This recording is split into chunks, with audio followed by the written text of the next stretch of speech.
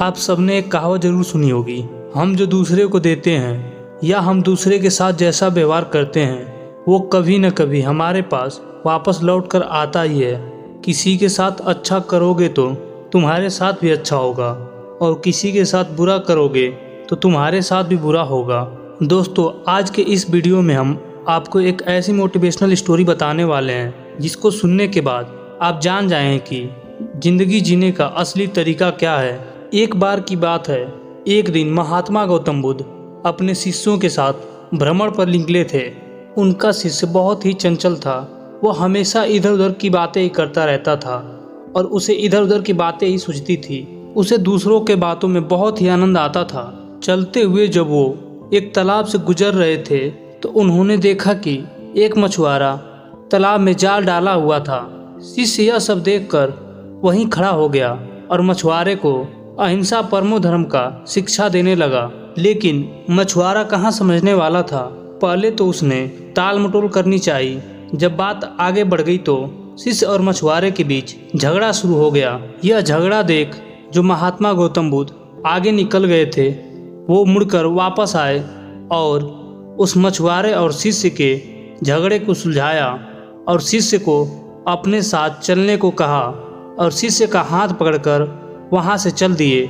महात्मा गौतम बुद्ध ने अपने शिष्य को कहा, हम जैसे लोगों का काम सिर्फ समझाना है, हम किसी को दंड नहीं दे सकते, हमें किसी को दंड देने का अधिकार नहीं है। शिष्य ने कहा, महाराज को ना तो बहुत से दंडों के बारे में पता है और ना ही हमारे राज्य के राजा किसी को दंड देते हैं, तो आखिर इसको दंड कौन देगा।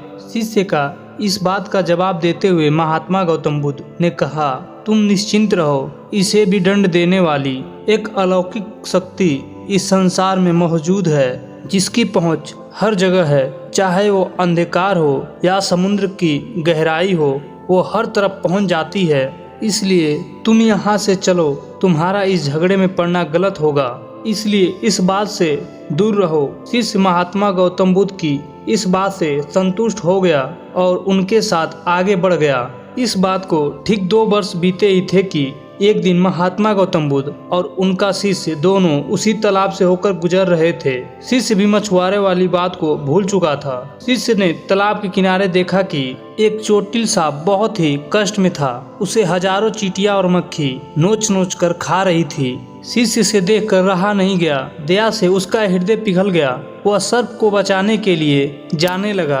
तभी महात्मा गौतम बुद्ध ने उसका हाथ पकड़ लिया और उसे जाने से मना करते हुए बोले, इसे अपने कर्मों का फल भुगतने दो। यदि तुमने इसे रोकना चाहा तो इस बेचारे को फिर से दूसरे जन्म में दुख भोगना ही होगा, क्योंकि कर्म का फल अवश्य ही भोगना पड़ता है। शिष्य ने महात्मा गौतम बुद्ध से पूछा, इसने कौन सा कर्म किया था जो इस दुर्दशा में फंसा है।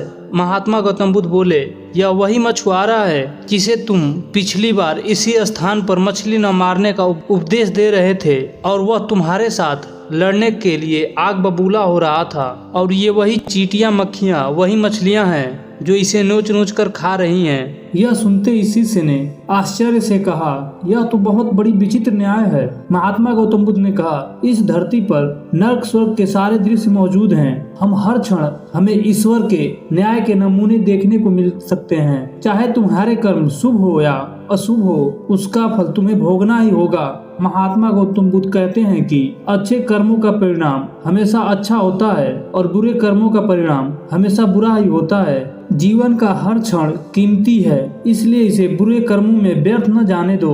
अपने खाते में हमेशा अच्छे कर्मों की बढ़ोतरी करो, क्योंकि तुम्हारे अच्छे कर्मों का परिणाम बहुत सुखद रूप से मिलेगा। उसका उल्टा भी उतना ही सही है। तुम्हारे बुरे कर्मों का फल भी एक दिन बुरे तरीके से भुगतना पड़ेगा। इसलिए अपने कर्मों पर ध्यान दो, क्योंकि वो ईश्वर हमेशा न्याय ही करता आया है। अब शिष्य बात को स्पष्ट रूप से समझ गया था। दोस्तों, हम इस बात पर विश्वास करें या ना करें, लेकिन यह 100% सही है। ईश्वर हमेशा सही न्याय करता है। उसका न्याय करने का सीधा संबंध हमारे कर्मों से होता है। यदि हम अपने जीवन में बहुत अच्छे कर्म किए हैं या अच्छे कर्म कर रहे हैं तो उसी के अनुसार ईश्वर हमारे साथ न्याय करेगा। यह जीवन हमें इसलिए मिलता है कि हम कुछ ऐसे कार्य करें हम जिसको देख के ईश्वर के आंखों में हमारे प्रति प्रेम झलक उठे। जैसे पका हुआ आम कड़वा नहीं हो सकता है, सदैव मीठा रहता है, उसी तरह अच्छे कर्म भी करने से हमेशा जीवन सुखदायी होता है। ऐसे श्रेष्ठ कर्म हमें सदैव करना चाहिए। इसी बात को कर्मयोगी श्री कृष्ण कहते हैं, कर्म करते जाओ, फल की इच्छा मत करो। अच्छे बुरे कर्मों का फल तुम्हें अवश्य ही मिलेगा। निरपेक्ष भाव से अच्छे और श्रेष्ठ कर्म सदैव करने पर परमात्मा की प्राप्ति होती है। जीवन की यही रीत है, जैसा बोओगे वैसा ही पाओगे।